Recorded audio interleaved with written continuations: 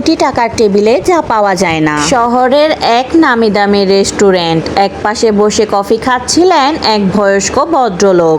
ঠিক তখনই ওনার চোখ গেল পাশের টেবিলটার দিকে।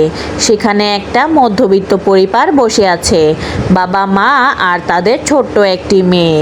টেবিলে তেমন কোনো দামি খাবার নেই, সাধারণ কিছু নাস্তা, কিন্তু পুরো টেবিল জুড়েই যেন আনন্দের মেলা বসেছে। মেয়েটা খিলখিল করে হাসছে আর বাবা তার পরম আদরে তার মুখে খাবার তুলে দিচ্ছে। বয়স্ক ভদ্রলোকটি দীর্ঘশ্বাস ফেলে ভাবলেন, আমার ব্যাংকে কোটি কোটি টাকা আছে, অথচ কত বছর হলো আমি প্রাণ খুলে একটুও হাসিনি। আমার সন্তানরা তো যে যার মতো দূর প্রবাসে ব্যস্ত।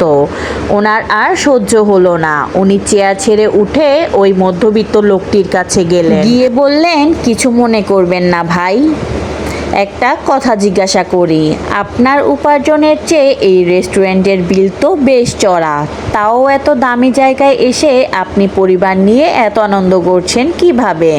সুখের আসল রহস্যটা কি? লোকটি একটু হেসে উত্তর দিল, স্যার, আমি খুব সাধারণ একটা চাকরি করি। প্রতিদিন নিয়মের বেড়াজালে বড্ড ক্লান্ত হয়ে যাই, কিন্তু মাস শেষে যখন বেতনটা পাই তখন এই দিনটা আমি আমার সব ক্লান্তি ভুলে শুধু ওদের জন্যই বাঁচি।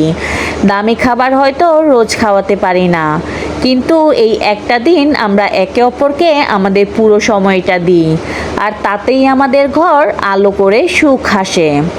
ভদ্রলোক স্তব্ধ হয়ে নিজের টেবিলটায় ফিরে এলেন।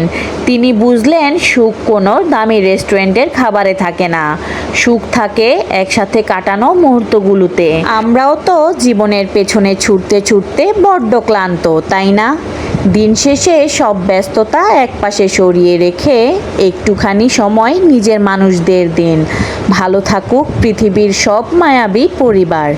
বিজি জীবনের ক্লান্তি ভুলে চলুন হারিয়ে যাই গল্পের খেয়ায়। ধন্যবাদ।